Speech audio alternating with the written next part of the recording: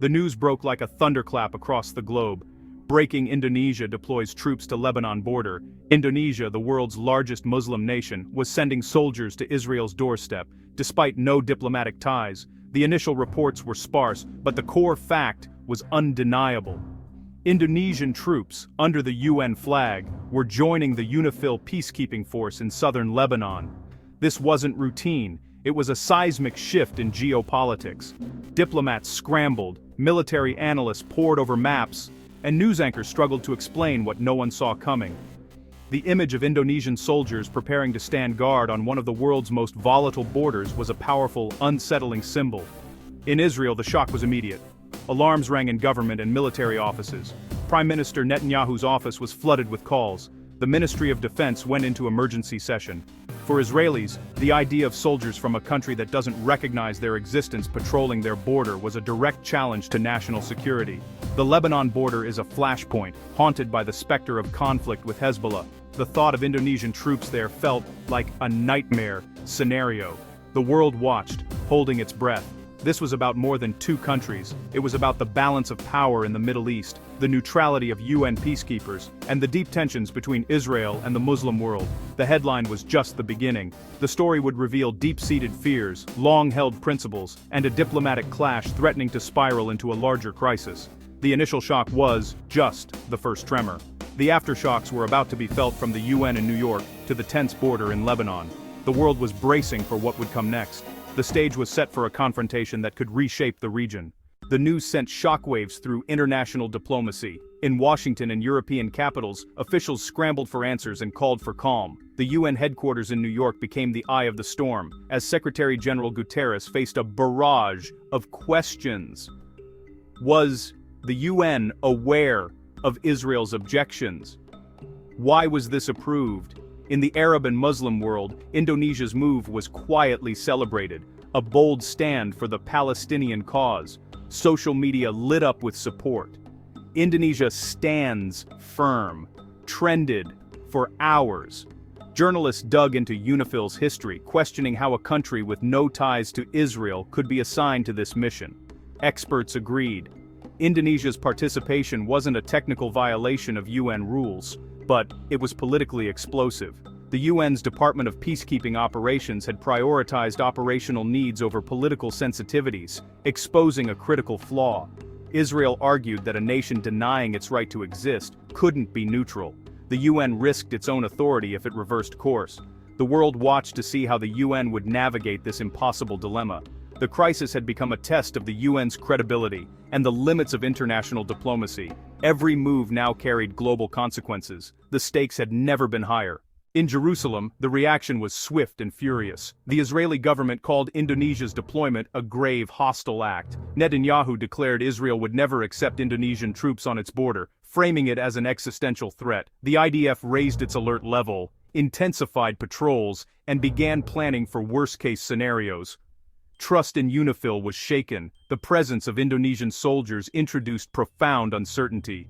Among Israelis, anger and anxiety spread, especially in northern communities living under constant threat. Talk radio and social media buzzed with fear and disbelief. Many saw the deployment as a Trojan horse, a way for an adversarial nation to gain a foothold under the guise of peacekeeping.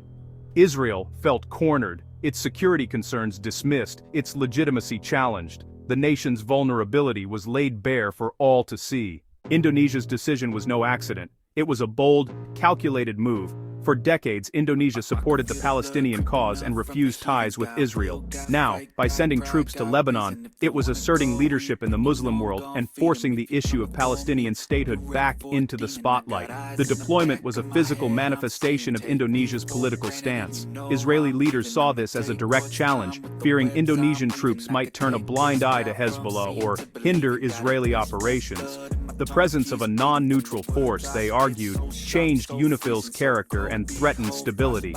Indonesia knew it couldn't challenge Israel militarily, but it could use international law and public opinion.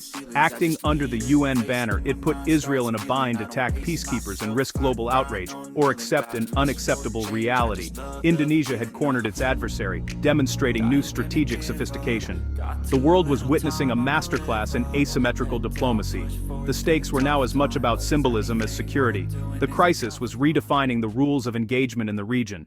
The crisis ignited fierce debate within Israel. Hardliners demanded an aggressive response, even barring the Indonesian contingent. Pragmatists warned against public confrontation with the UN, fearing isolation and a propaganda victory for Indonesia. The public was torn, supporting the government's stance, but fearing the fallout.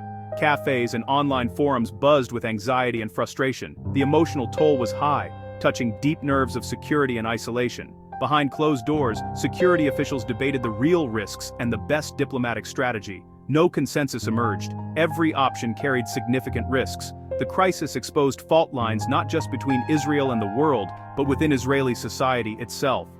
The nation was forced to confront hard questions about its future in a hostile region. Jakarta's response was calm and resolute. The foreign ministry confirmed the deployment as a routine UNIFIL rotation, emphasizing Indonesia's long peacekeeping history.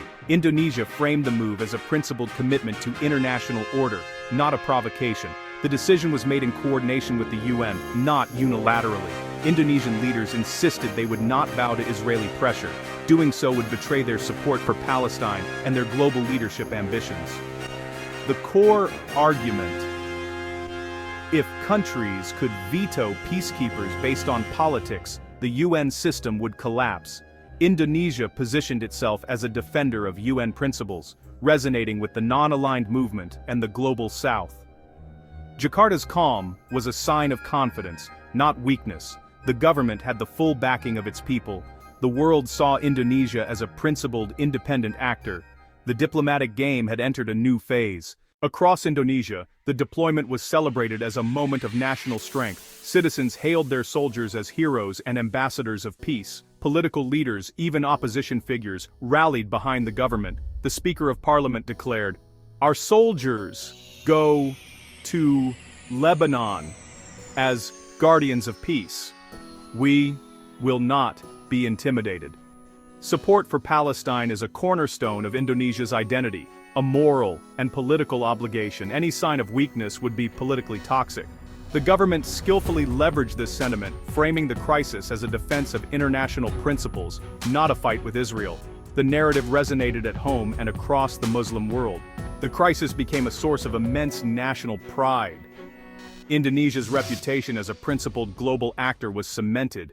The crisis placed the UN in an impossible position, caught between two member states and its own founding principles. Israel challenged the idea of impartiality. Indonesia insisted on equal treatment. The UN's Department of Peacekeeping Operations had overlooked the political implications, sparking a diplomatic firestorm.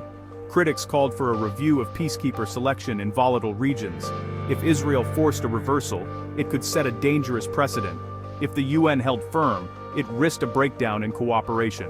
The Secretary General scrambled for a compromise, perhaps reassigning Indonesian troops or delaying deployment. Every solution was fraught with risk.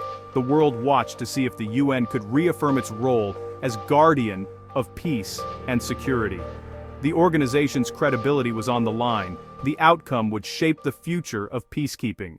At its core, this crisis is about trust. Israel fears Indonesian troops could compromise security. Indonesia insists on the integrity of the UN system. Both sides see the other as undermining fundamental principles. The UN is left to clean up the diplomatic mess, its authority and peacekeeping model at stake. The crisis has exposed the fragility of the international order. It signals a new era of uncertainty for peacekeeping and regional stability. Bureaucratic decisions can now ignite global firestorms. Rising powers like Indonesia are challenging the old order. The immediate crisis may be resolved, but the underlying issues remain. This standoff is a warning of future conflicts and a sign that the world's balance of power is shifting.